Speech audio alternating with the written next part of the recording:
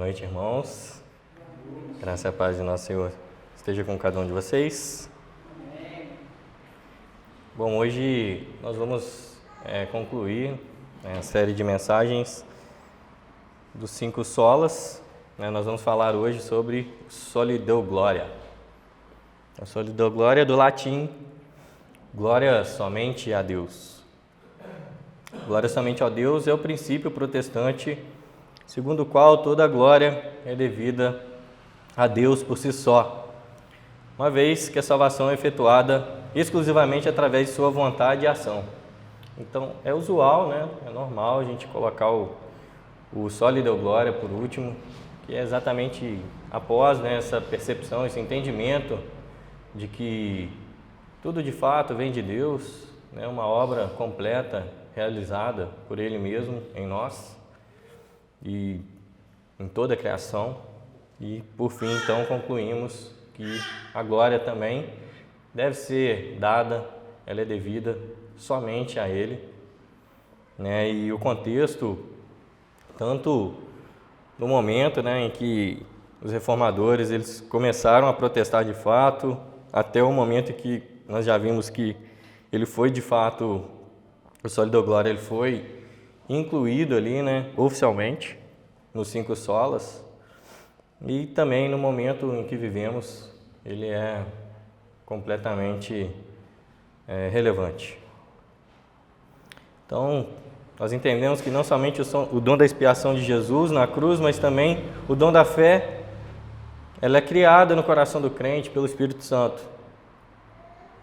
Os reformadores protestantes eles acreditavam que os seres humanos, mesmo os santos canonizados pela Igreja Católica, os papas e as autoridades eclesiásticas, eles não eram dignos da glória que era atribuída a eles. O Soli Deo Gloria, então, ele conclui os solas entendendo exatamente isso e tentando trazer o povo novamente à adoração genuína somente a Deus e também trazendo e expondo o conhecimento, expandindo o conhecimento ao povo, coisa que não acontecia naquela época. O conhecimento ele era todo concentrado nos magistérios da Igreja Católica, a missa era rezada em latim, então assim, o conhecimento não era levado ao povo, justamente porque havia ali uma necessidade de manipular o povo para que eles pudessem seguir o que a igreja colocava. Nós vamos meditar num texto que eu gostaria que vocês abrissem comigo e depois nós vamos orar. Amém? O texto está em Isaías, capítulo 43. Isaías, capítulo 43.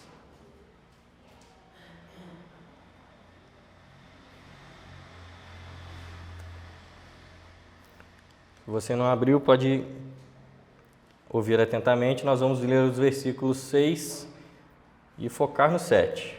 Nós vamos ler os 6 e 7. Diz assim a palavra de Deus: Direi ao norte, dá, e ao sul, não retenhas. Trazei meus filhos de longe e minhas filhas das extremidades da terra. A todos os que são chamados pelo meu nome, eu os criei para a minha glória. Eu os formei e também eu os fiz. Amém, irmãos? Vamos orar? Se você pode, curva sua cabeça, feche seus olhos. Senhor,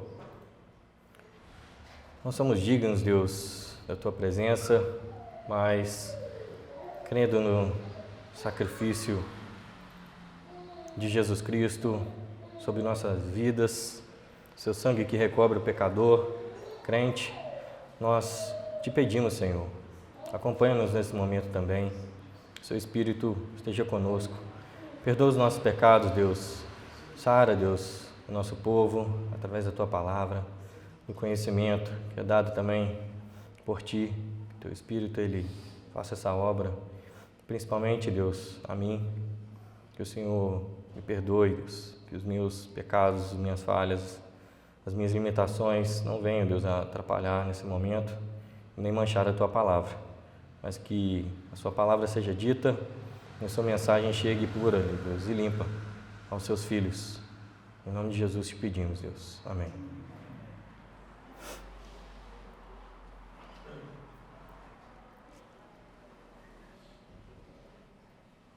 Então, irmãos, hoje nós vamos aprofundar um pouco mais nesse texto de Isaías, em cima principalmente do versículo 7, e vamos trazer também algumas outras reflexões que nos levarão a entender o porquê, né? Não que isso seja tão necessário, mas é sempre importante lembrarmos, por que toda a glória deve ser dada somente a Deus, para que assim nós possamos adorá-lo com ainda mais entendimento e ainda mais fervor. O profeta Isaías, ele recita palavras do próprio Deus, afirmando, quem foi o autor e o responsável pelo resgate do seu povo e também para qual fim ele fez tudo isso. Quando nós lemos o texto, quando eu li a primeira vez, eu fiquei intrigado, porque Deus ele usa 3 verbos, que à primeira leitura parecem dizer a mesma coisa, mas eles não estão aí simplesmente enfatizando, mas sim se completando. E quando nós vamos pesquisar um pouco mais nos originais, alguns comentários que eu pude ler, comentários bem relevantes, de John Wesley, do Russell Shedd, nós vamos perceber que esse versículo e esses 3 verbos que foram utilizados, eles tinham sentidos muito importantes, que se completavam. Primeiro, Deus, o próprio Deus, ele disse, eu os criei para a minha glória. E o verbo criar, ele tem o sentido de trazer à existência aquilo que não existe. Então, Deus ele quis expressar primeiramente isso, Nós nem ao menos existíamos e Ele nos criou, e Ele nos criou com um propósito.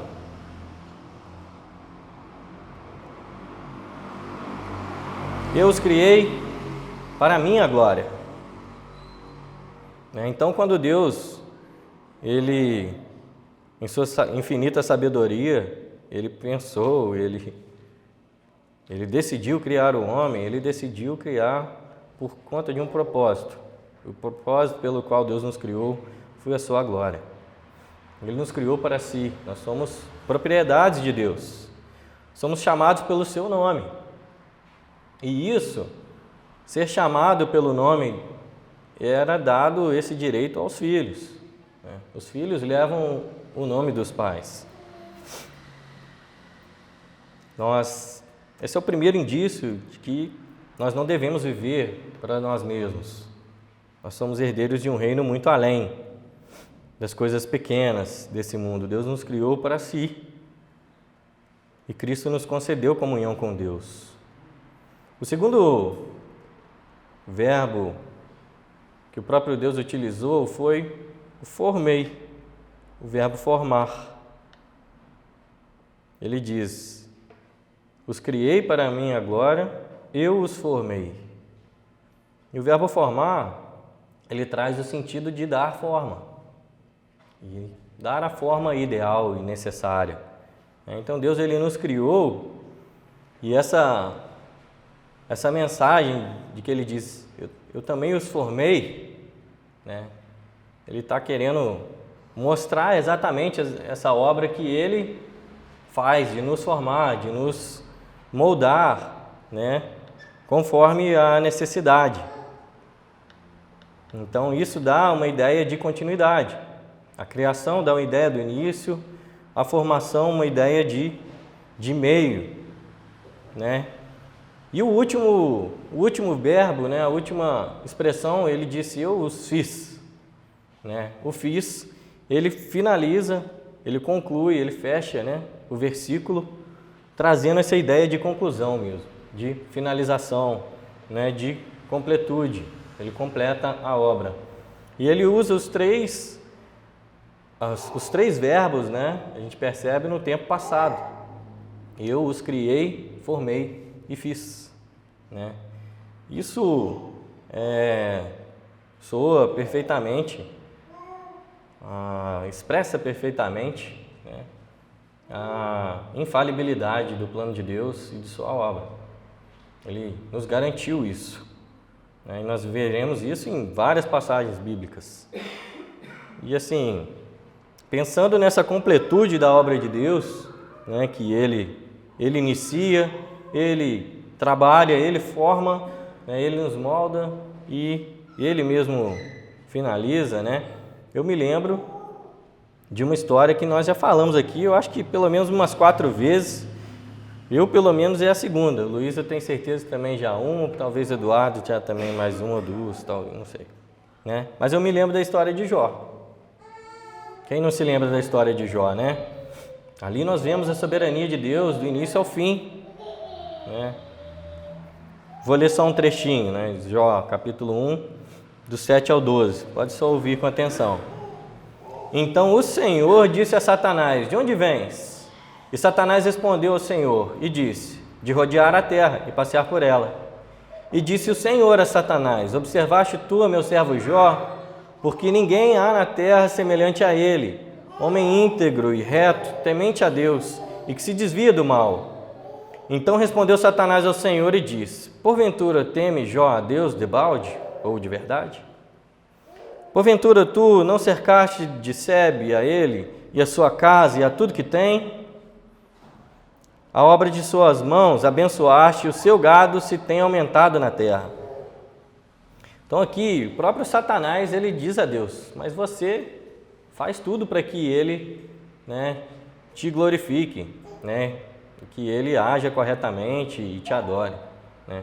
Então Satanás de primeira já reconhece uma coisa, né? Deus ele tem poder de fazer isso, mas ele acusa Jó e acusa, né, e o próprio Deus, né, disso ser por interesse, como Jó estivesse fazendo pelas coisas, não pelo próprio Deus. E aí Deus responde.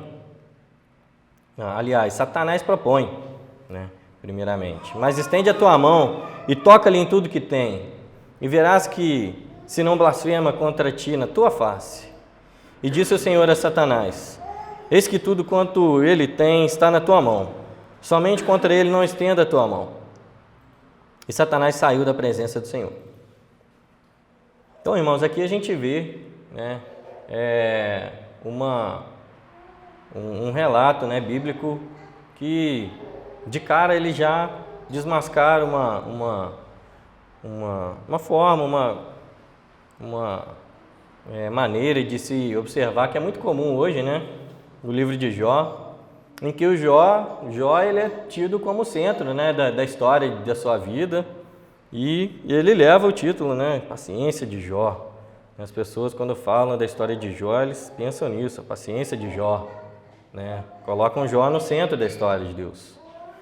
Mas não foi bem assim. Como se os irmãos se lembrarem, né? Quando nós meditamos no livro de Jó, nós vimos que Jó ele caiu, a ponto de Deus gastar 2 capítulos inteiros descascando Jó, né? A ponto de Deus chegar para ele e dizer: onde tu estavas quando eu criei todas as coisas? Quando eu dei limite às águas do mar, né? Tipo assim, quem é você, Jó, para me questionar? Por quê? Porque Jó já estava, né? Chegou ao ponto de questionar a Deus por que ele estava sofrendo, já que ele era uma pessoa tão boa.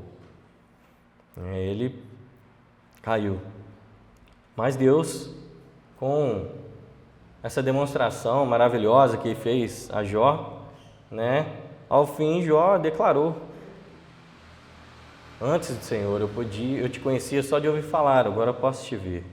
Então Deus ele fez a obra desde o princípio, foi Deus que chamou Satanás, não foi Satanás que chegou lá, que começou essa história, foi Deus. Deus chamou Satanás: de onde você está? Né? Claro que Deus sabia de tudo, ele já tinha arquitetado um plano ali, né? Foi Deus que começou, foi Deus quem moldou Jó, e foi Deus quem concluiu, ao ponto de Jó afirmar que agora conhecia Deus verdadeiramente. O brado da reforma, irmãos, ele traz Cristo novamente ao centro da adoração dos crentes. Quando a gente olha para a história de Jó, então, nessa perspectiva, quem é o centro? Jó ou Deus? Deus estava ali revelando a sua glória, sua soberania, e inclusive deixou claro, né, quem era o autor de toda essa obra. A reforma ela traz exatamente isso, o brado é esse. Nós trazemos novamente Cristo ao centro da adoração dos crentes. Ele sempre está no centro. É errado pensar que ia trazer Deus de novo ao trono. Deus nunca esteve fora do trono. Nós é que nos desviamos dessa percepção, né? Então nós precisamos entender que o real sentido das nossas vidas é a adoração a Deus, né? Nas diversas vocações de nossas vidas, as mais simples, para que Ele seja glorificado. E com base em quais textos?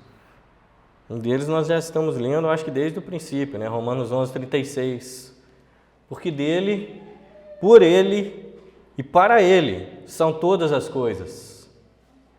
Glória, pois, a ele eternamente. Amém. João 1, versículos 3 e 4. Todas as coisas foram feitas através dele, e sem ele nada do que existe teria sido feito. Nele estava a vida, e a vida era a luz dos homens. Atos 17, 25. Nem tampouco é servido por mãos de homens, como que necessitando de alguma coisa, pois Ele mesmo é quem dá a todos a vida, a respiração e todas as coisas. Versículo 26. E de um só fez toda a geração dos homens para habitar sobre toda a face da terra, determinando os tempos já dantes ordenados e os limites da sua habitação. 27. Para que buscassem ao Senhor, se porventura tateando o pudessem achar, ainda que não está longe de cada um de nós. Versículo 28. Porque nele vivemos, nos movemos e existimos. Como também alguns dos vossos poetas disseram, pois somos também sua geração. As pessoas às vezes pensam, né, que somente quando pregamos nós glorificamos a Deus. Mas, na verdade, nós sabemos que Deus ele é glorificado em todo bom testemunho de vida. Nós temos falado sobre isso, nós estamos lendo, né, um livro a respeito disso, né, algumas pessoas que se propuseram na equipe ministerial, né. Nós estamos lendo um livro que fala a respeito disso, de sermos crentes no nosso cotidiano e o quanto isso é importante e valioso para a obra.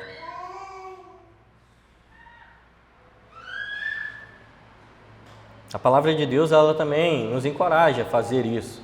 Ela nos exorta, na verdade.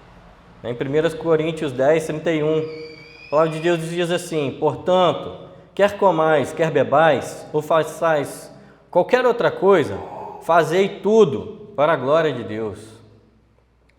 Gente, aqui menciona as coisas mais simples.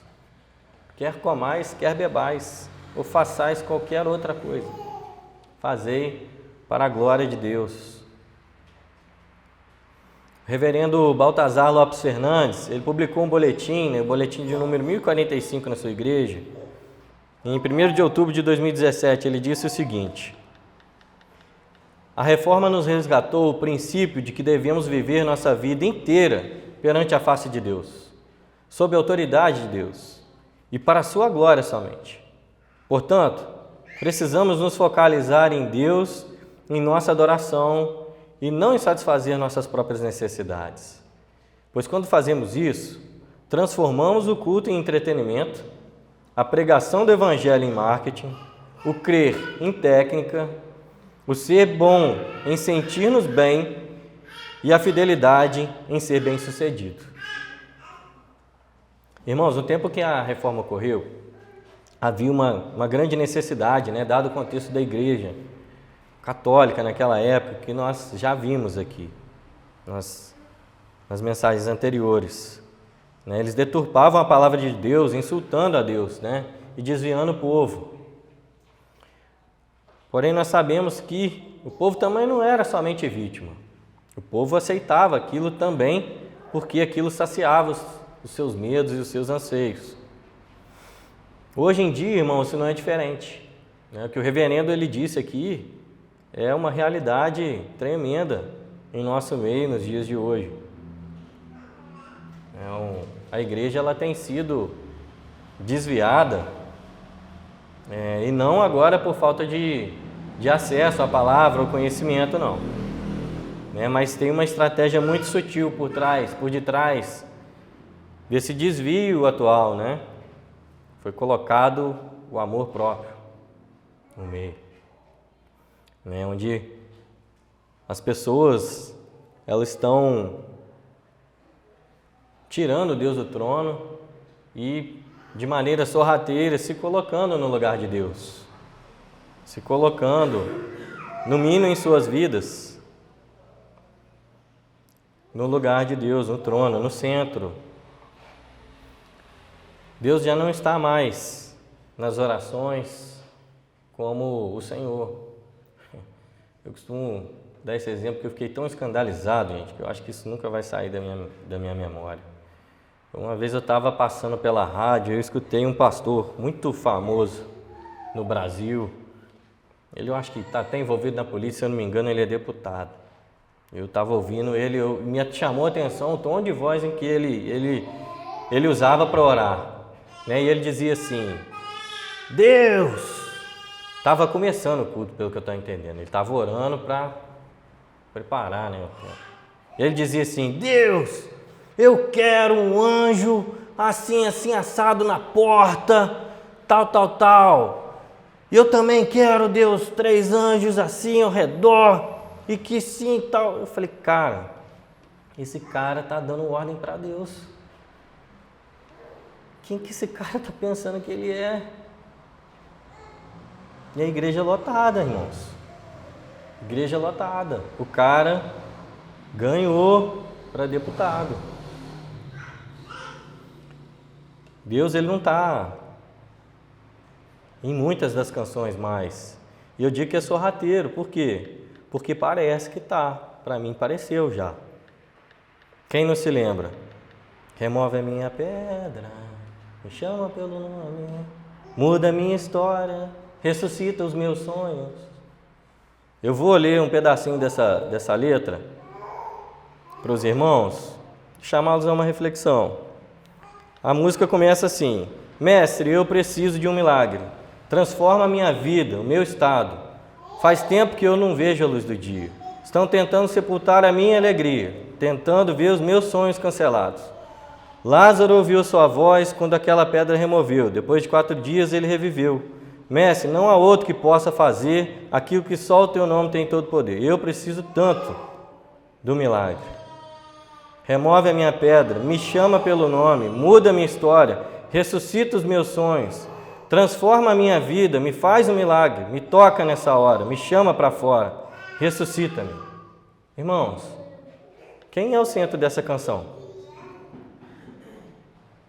Quando eu olho para essa canção, eu vejo uma pessoa e Deus servindo essa pessoa. Eu não vejo Deus como o centro. Eu não vejo Deus sendo glorificado. Eu vejo o homem colocando, os seus anseios em primeiro lugar e usando Deus para satisfazê-los. Deus também tem perdido lugar e centralidade nas pregações. Não sei se eu já compartilhei com os irmãos, mas quando eu rompi com a igreja com a qual eu congregava antes de começarmos a nos reunir, o Luiz com o pastor Eduardo na época, e depois víamos a decidir a plantar a igreja. Deus ele já estava fazendo um trabalho ali, e graças a Ele por isso, nos mostrando algumas questões, e já tinha tido alguns atritos com a liderança, com o pastor, com outros líderes, a respeito da palavra que estava sendo pregada, de algumas práticas e, enfim, canções, E o estopim que rompeu, né, de vez, que a gente falou, não, realmente não dá, foi no domingo, né, uma pregação, como a gente já tinha tido alguns atritos, o pastor me chamou, ele falou, Edson, eu preciso da sua ajuda para a gente pregar isso, né, você sabe que é difícil, a igreja não aceita isso bem e tal. Domingo eu vou pregar o texto Daniel 3, né, da fornalha. Aí eu pensei, penso. E aí ele pregou lá a respeito da história, né? E chegou no momento da fornalha, quarto homem, ele virou para a igreja e falou, se você também precisa do milagre, vem aqui na frente. Eu falei, cara, não vai finalizar assim o culto, né? Mas ele fez isso. Quando que, na verdade, o ápice da história estava lá nos versículos 16 e 18, que eu vou ler para os irmãos. Diz assim, responderam Sadraque, Mesaque e Abednego, e disseram ao rei Nabucodonosor, não necessitamos te responder sobre este negócio. Eis que o nosso Deus, a quem nós servimos, é que pode nos livrar. Ele nos livrará da fornalha de fogo ardente da tua mão, ó rei. E se não, fica sabendo, rei, que não serviremos a teus deuses, nem adoraremos a estátua de ouro que levantaste. Aqueles homens que receberam o milagre, a bênção, eles estavam focados, eles foram atrás do milagre, irmãos. Eles não fizeram como naquela canção. Não. Eles foram fiéis. Mediante as ameaças do rei, eles disseram, ainda que Deus não nos livre, nós não nos dobraremos aos seus deuses, à sua estátua. Esse era o ápice da história da fornalha, irmãos. Não o milagre, não o livramento. Porque Deus, Ele não livrou muitos dos seus. Aliás, ao seu próprio filho Ele moeu. O propósito não era o milagre. O propósito sempre é a glória de Deus. E Deus foi glorificado, principalmente, não por mostrar poder, mas pelo testemunho desses homens, ficou claro que Deus ele não é só capaz de livrá-los, mas que Deus tinha algo que era diferente, que aqueles homens não abriam mão. Irmãos, o homem desde Adão, ele vive buscando uma essência fora de Deus e de se colocar no lugar de Deus. Ele busca ser independente, se gloriar, enquanto que o maior tesouro está na própria glória de Deus. Os que tiverem oportunidade de ler a obra do Piper, A Paixão de Deus por Sua Glória, vocês vão perceber que todo o zelo de Deus tem a ver não somente com a sua divindade, mas ela está intimamente ligada à satisfação dos seus filhos e à alegria genuína, né? Esse livro ele transformou a minha maneira de enxergar e de pensar, né, a respeito da glória de Deus, a respeito do próprio Deus, a respeito da nossa alegria, como que isso funciona, né? O Piper ele explica isso muito bem. Na verdade, ele menciona uma outra obra, né, do Jonathan Edwards, que chama O Fim para o Qual Deus Criou o Mundo, né? E se você prestar atenção nos dois títulos, eles vão falar da glória de Deus.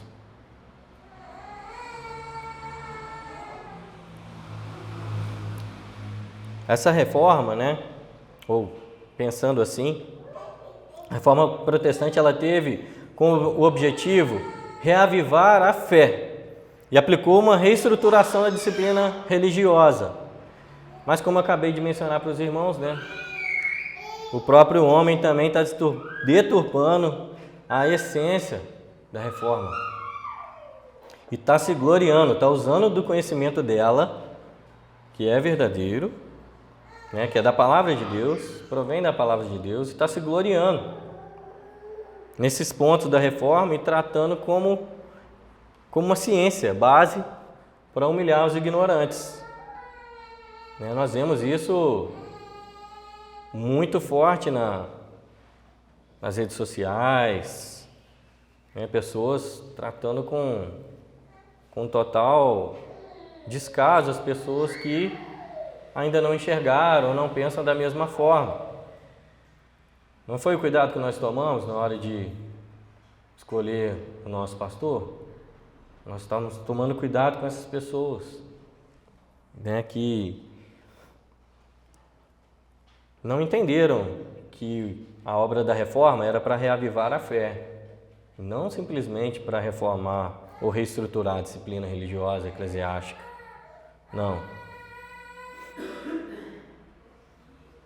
O nosso apelo enquanto igreja, irmãos, é que todos esses conceitos que nós vimos, eles sejam trabalhados para isso, para reavivar a fé, e não para termos razão nas discussões.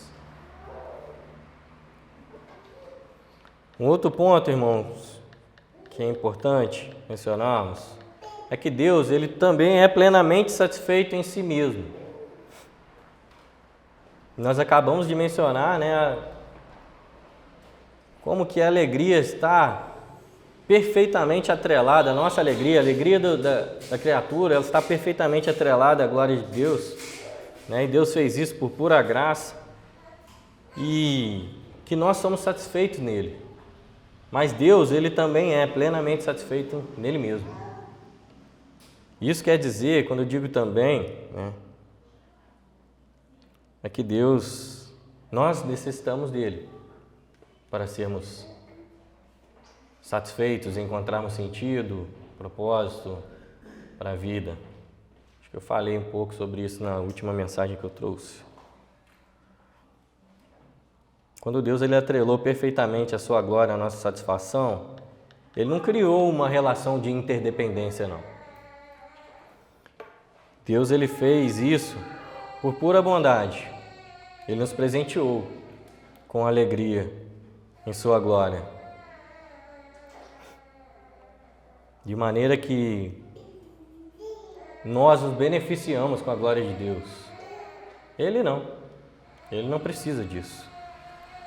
Nada toca a glória de Deus, nada é capaz de abalá-lo. Deus não depende de nós para se satisfazer. E isso também é um atributo exclusivo dele. Mateus 3,17 diz: E eis uma voz dos céus que dizia: Este é o meu filho amado, em quem me comprazo. Ou seja, este é o meu filho, em quem eu tenho prazer.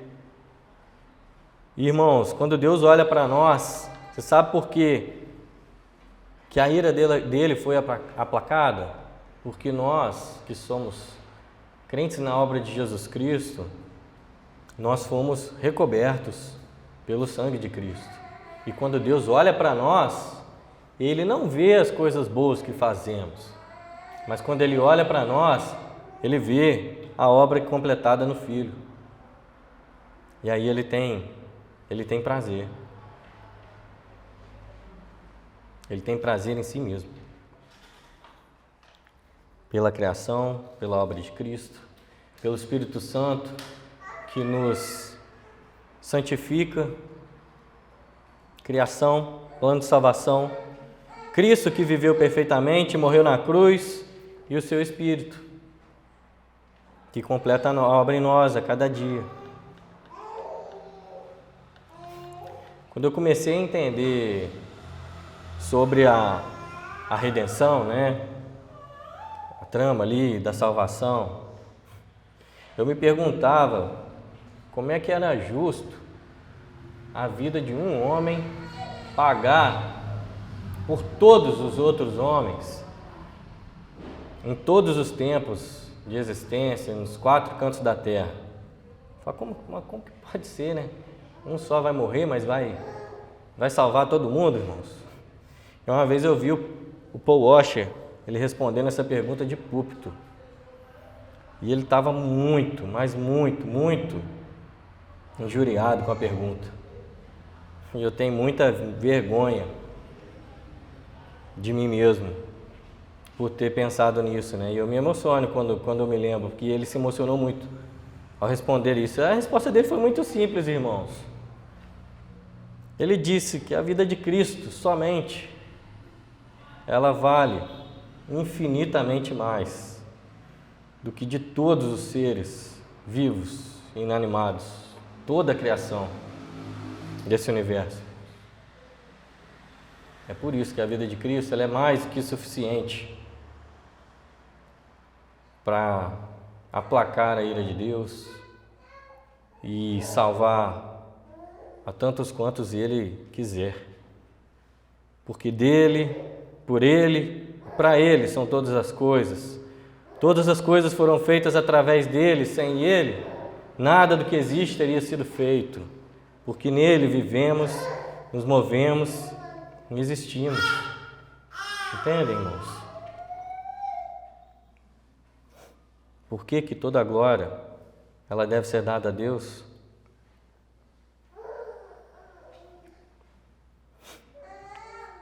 E nós ainda insistimos em fazer parecer que a nossa vida vale mais do que a de Cristo, né? A gente vive para nós mesmos todos os dias, como se a nossa vida fosse o centro. A gente se esquece disso todos os dias e corremos atrás de tantas coisas que não as coisas do céu. Essa semana eu estava pensando nisso, né? Puxa, eu acho que eu não tenho pensado nas coisas do céu quanto eu deveria.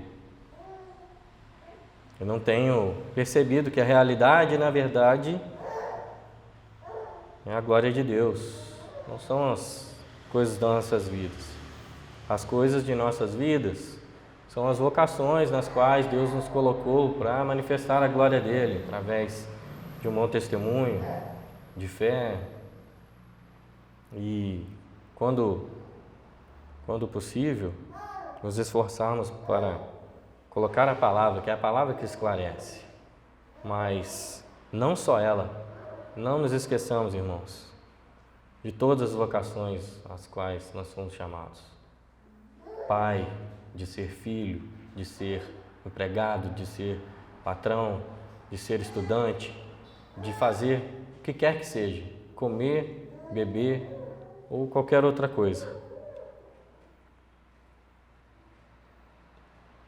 Deus, Ele nos criou, se entregou, morreu por nós e Ele mesmo nos guia todos os dias até vir nos buscar.